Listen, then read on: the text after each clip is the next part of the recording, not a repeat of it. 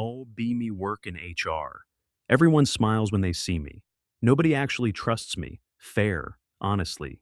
Company makes B2B software for logistics and retail. We say we streamline global operations. Really? We sell pretty dashboards to exhausted middle managers who live on caffeine. My whole public persona is intersectional feminist. LinkedIn bio reads like a DEI starter pack. Building inclusive workplaces for women and marginalized genders. Panel discussions, podcasts, internal lunch, and learns. The entire ecosystem. Started here at 25 as a junior recruiter. Sat through years of male executives interrupting me mid-sentence.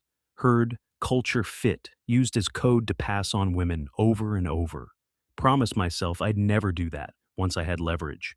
Time passes, company scales, series. B, money comes in, new investors, new pressure. Founder promotes me to head of people and culture. Glass-walled corner office with plants. Feels like a tiny kingdom. Unwritten rule forms in my head. Two equal candidates. Woman wins. One woman, one man. She's even slightly weaker on paper. She still wins, historically underrepresented. This is correcting imbalance. All the language from DEI workshops lives rent-free in my brain. Recruiting pipeline becomes my war zone. Resumes roll in. Male names get skimmed fast. Woman hits 60% of requirements. High potential. Man hits 90%. Maybe too rigid, too corporate.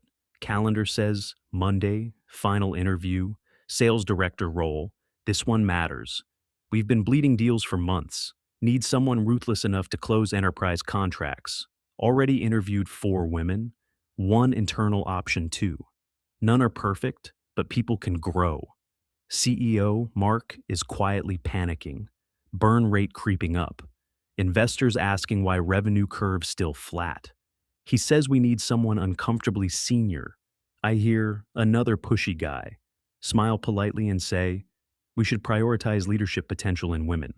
Assistant messages me. Your 11 a.m. is here. Open the resume again. Name, Eric Holloway, 41. Ugh. Background, enterprise SaaS sales, logistics focus. 14 years experience. Ran a regional team, pulling 18 million ARR last year. Numbers are annoyingly strong. Already irritated he exists. Walk to the conference room, see him through the glass. Tall, navy suit, understated, no flashy watch, no loud ego signals, just a laptop bag and a notebook. We shake hands, firm grip, not trying to dominate, polished negotiator energy. Start the script. Tell me about yourself. Why us? He talks, not awful, says he's been in logistics tech forever, saw our product at a trade show, thinks we're underpriced and badly positioned, casually drops 3 ideas to reframe our offering. My internal commentary spins up. Of course he sees opportunity here, probably wants to parachute in and rebuild sales as a boys' club, move to behavioral questions. He doesn't brag about destroying quotas, talks about systems, predictable pipeline, mentions coaching quieter reps instead of rewarding only the loud ones, notes he's promoted women into senior AE roles, still feels like a red flag somehow, too smooth, metrics too clean, male confidence disguised as competence. Ask about conflict with leadership. He says his last company pushed heavy discounting and feature promises they couldn't keep. He pushed back, said long-term trust mattered more, got sidelined, eventually left. My brain translates, doesn't like authority, great, wrap up. He thanks me, doesn't hard sell himself, says, even if it's not a fit, he respects the product, leaves calmly. I sit there staring at my notes. Logical brain says he's clearly the strongest candidate. Ideological brain screams that hiring a man into sales leadership kills everything I've built symbolically. Walk back to my office, open the candidate tracker, top internal option. Woman named Lena, 30, joined as an SDR, now mid-level AE, sharp, driven, never managed people, never owned enterprise accounts, never presented to a board, but she fits the story. Grow internal female leaders, promote from within, shatter ceilings. CEO pings me. How's that Eric guy? Can he fix the pipeline? Irritation flares. Why do men always frame things as saving something? Type back, he's capable but culture fit feels off. Very traditional leadership energy. Not entirely true, not entirely false either. It's what I felt, CEO responds. If you think Lena can grow into it, I'll take that gamble. But we need results within 2 quarters. Pause, deep breath. This is the fork in the road. Reply. If we keep waiting for ready-made male saviors, women will never get these roles. Hear him sigh through the screen. He says, numbers don't care about politics. Tell him it's not politics, it's principle. Long pause on the line. He finally says, he trusts me. You run people. You decide. Call ends. Feel a little surge in my chest. Power. Validation. Like I'm personally nudging history in the right direction. Email the recruiter. We're not moving forward with Eric. Thank him for his time. Highlight culture. Alignment concerns. Tag his profile as rejected. Values mismatch. 5 minutes later. Ping. Lena. Ask her to come to my office. She walks in stiff, nervous smile. I offer her the sales director role. She freezes. Eyes go wide. Hands actually tremble. Asks if I really think she's ready. Tell her nobody ever is. Say we'll support her. She starts crying. Says she'll give everything. Says she won't disappoint me. Feels incredible. This is what justice feels like. Balancing out years of bias. Time jump 3 months later. Revenue reports are rough. Pipeline looks thin. Old deals sliding backward. Enterprise prospects vanish after legal or budget review. Lena is trying hard, reads every sales book, shadows the CEO on calls, joins every meeting she can, but she's drowning. Team feels it. Sales floor, energy shifts. From confident chaos to quiet panic, with forced smiles. Board meetings turn icy. Slides show flat ARR, customer acquisition costs climbing, churn creeping in from legacy accounts. CEO's jaw clenches more every week. Slack ping from him. Can we talk about sales leadership? Walk into his office. Brace myself. He suggests maybe adding someone more senior above Lena. A VP layer. Subtext, screaming. Someone like Eric, I snap. So the second a woman struggles, we airlift a man in to fix it. That's the story now. He rubs his temples, says it's about runway, not gender. Tell him it's always about gender. Silence, meeting ends unresolved. Time jump again. 6 months after hiring Lena, market rumors start. A new competitor popping up. Small firms stealing deals. Big retailers choosing them over us. Scroll LinkedIn one night. See a post. Excited to announce I've joined Pathway Flow Systems as CRO. Photo. Eric, my stomach drops. Scroll comments. Pathway Flow. Name rings a bell. They've been quietly building optimization tools, now pivoting straight into our lane. With him leading revenue, our sales slack explodes. Isn't that the guy we interviewed? LOL, imagine if we hired him. Ignore it. Tell myself, we don't know if he's actually good. Maybe he flames out. He doesn't. Next quarter. Pipeline review looks wrong. 3 massive enterprise prospects. Deals we chased for a year. All gone. All chose another vendor. Ask account managers why. They say clients liked us. But Pathway had a clearer rollout plan. Felt more prepared. Ask for details. Someone forwards me an RFP response from them, leaked unofficially. Open it, it's brutal. Every weakness we hand-waved is addressed. Every pain point mapped. Timelines, owners, metrics, summary. Slide names Eric as lead. Notes his decade plus in logistics. SAS says he's seen this exact rollout before. Want to throw my laptop. Board meeting. Investor with icy eyes and perfect hair speaks. We lost 3 deals worth about 3 million ARR. All to a competitor led by someone you interviewed and rejected for culture fit. Doesn't say my name. Doesn't have to. CEO looks at me, apologetic and accusatory. Say we made a values-based call. Investor raises an eyebrow. Asks if those values include staying solvent.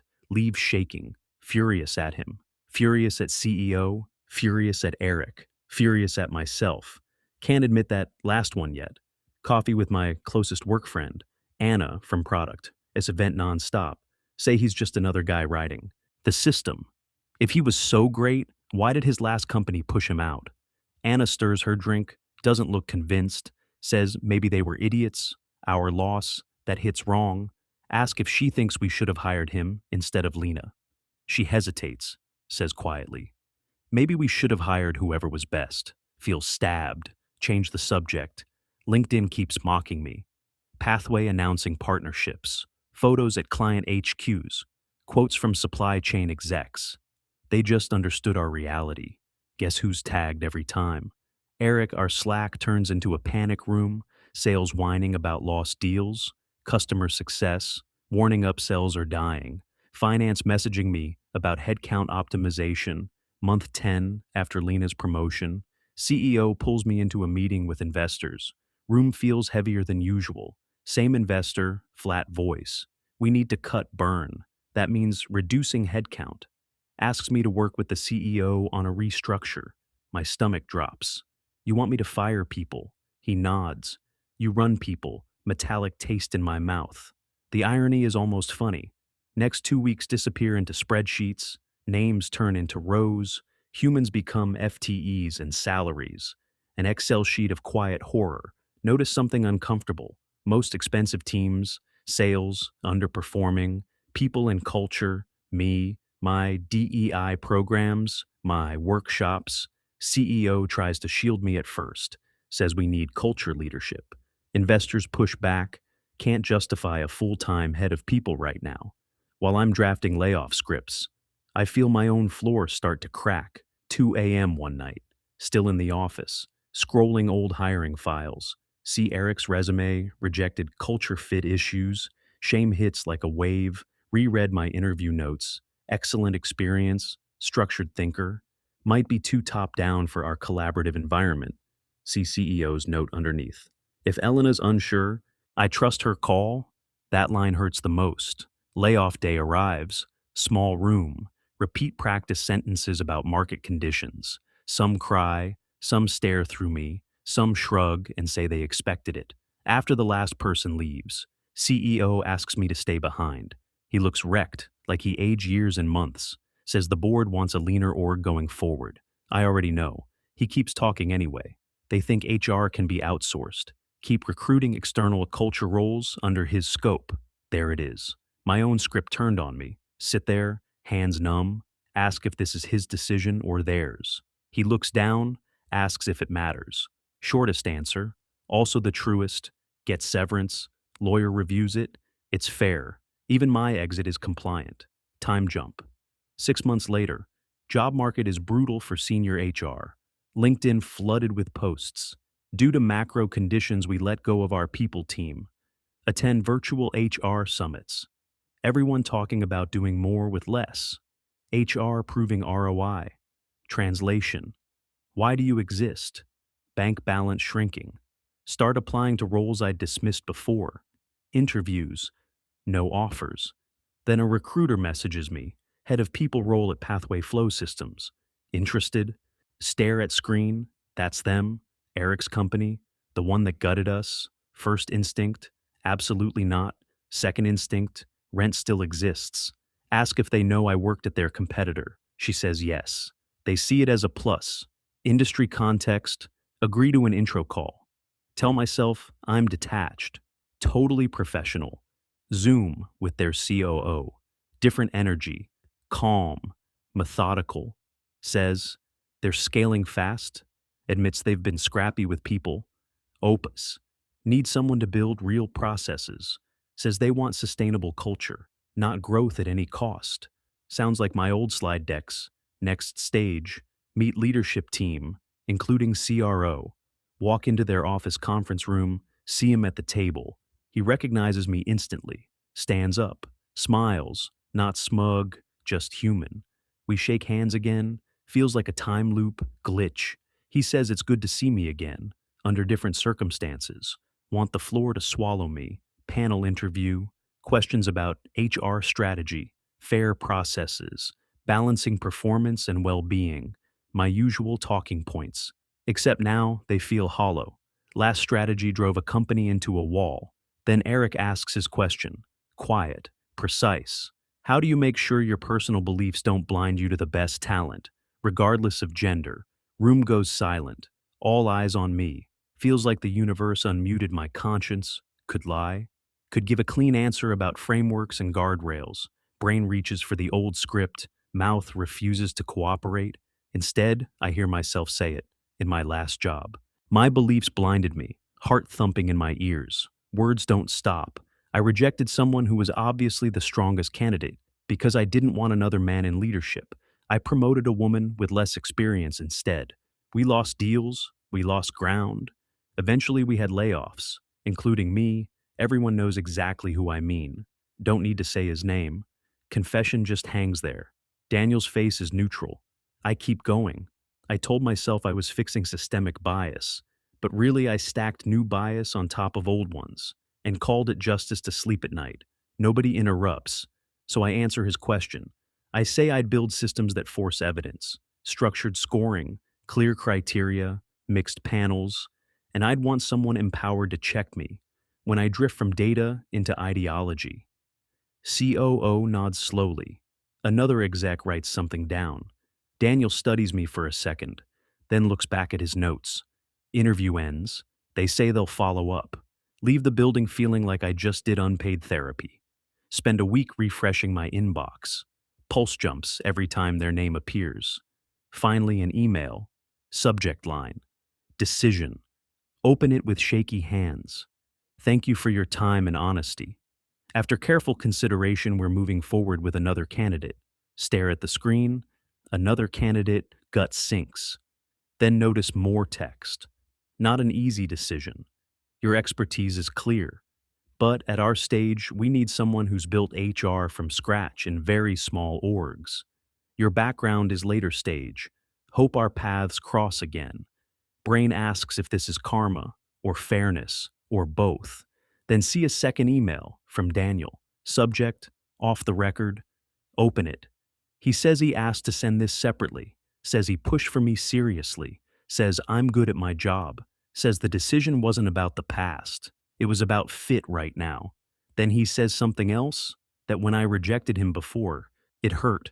Not entitlement, but because what he brought mattered less than what he couldn't change. He thought maybe I'd learn eventually. Didn't expect that lesson to cost both of us, says in the interview. I did something new. I took responsibility. Says most people never do. Says he hopes I land somewhere that values that. Ends with no hard feelings. Read it 3 times. Feels something messy. Not shame. Not relief. Both tangled. Part of me wants to snap back. Easy to be generous when you won. Realize that's projection. Type a short reply. Thank you for writing. You were right about more than I admitted. Hope your company treats people as individuals better than I did. Hover over send. Delete the last line. Rewrite it shorter. Hope your company treats people as individuals. Send. Time jump. Another 6 months. Finally get a job. Tiny B2B startup. 10 people total. Bootstrapped. Founder is a quiet woman in her 40s. Former developer. Office is one room, smells like instant noodles. My title is People and Ops. Pay is way lower. No perks, no panels, no LinkedIn clout. But something feels different. First engineering hire, guy in his mid-30s, strong resume, great references, old reflex whispers, maybe wait for a woman, new voice interrupts. Is he the best person right now? Ask the founder how she feels about a male first dev hire. She shrugs. If he can ship. I don't care. We'll balance later. So we hire him. He's solid, respectful, helps juniors, mentors an intern who happens to be a woman. No speeches, just work. Over a year. The team grows, 25 people. Women lead some teams, men lead others, sometimes the opposite. Nobody needs a narrative. It just works. For once, I stopped keeping a mental scoreboard. No more tallying points in my head.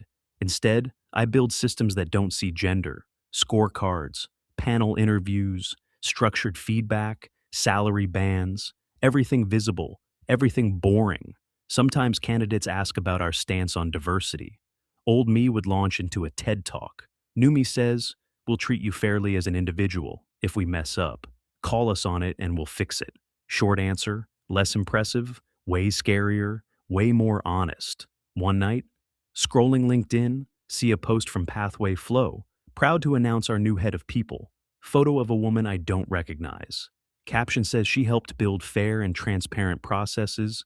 Smirk a little, glad they hired a woman. Also, glad it wasn't me. For the first time, that doesn't feel like losing. Scroll more. Someone shared an old logistics SaaS case study. 3 companies compared, pathway flow. My old company, some third one, my old logo is grayed out. Footnote says, acquired last year in a distress sale, tech absorbed, brand killed, staff mostly laid off or scattered, chest tightens, read the details, acquirer stripped the product, shut everything down, legacy gone, lean back in my chair, stare at the ceiling. For years, I told myself I was in a war, us versus them, women versus patriarchy, good versus evil, nice clean lines. Reality wasn't clean at all. Sometimes the guy you turn into a symbol is just a person paying a mortgage and raising a kid. Sometimes the woman you want to elevate isn't ready for the weight you drop on her and gets crushed instead of empowered. Do I still believe patriarchy exists? Yeah. Do I think systemic bias vanished because I messed up? No. Difference now. I don't use those truths to excuse unfairness. At one day, my junior HR assistant, young woman, asks if we should set leadership quotas just in case. Old me would have said absolutely. Instead, I tell her a story about a company so focused on being righteous, it forgot to compete, about a head of people who thought ideology was armor, about a man she rejected, who out-executed them without cutting corners. She listens wide-eyed, asks what we do instead. Answer surprises even me. We build systems where nobody wins or loses for what they are, only for what they actually do. She nods slowly, says that sounds harder. Yeah, it is. Later that night, on the train home, phone buzzes. Unknown number, short message. Heard. You landed somewhere new. Good. Industry needs people who learn the hard way. Signed D. Stare at it. Type. Still learning. Delete. Type. Thanks. Hope your culture is as fair as your sales decks. Delete again. Finally send. We're trying to do it right this time. No reply. And for once, that's fine. I'm not chasing validation. Not from panels, not from investors, not from men I rejected, not from women I promoted, just from knowing that in every hiring loop, every promotion, every conflict, I'm looking at a person, not a category, not a symbol, not a battlefield. And if I screw it up again, because I probably will, I hope someone's brave enough to say it, look me in the eye, tell me my beliefs are warping the facts. And I hope this time I listen, be me, 33, woman, head of people in a tiny office that smells like instant noodles, not fighting half the planet anymore, just trying, case by messy case, to not become the thing I thought I was fighting.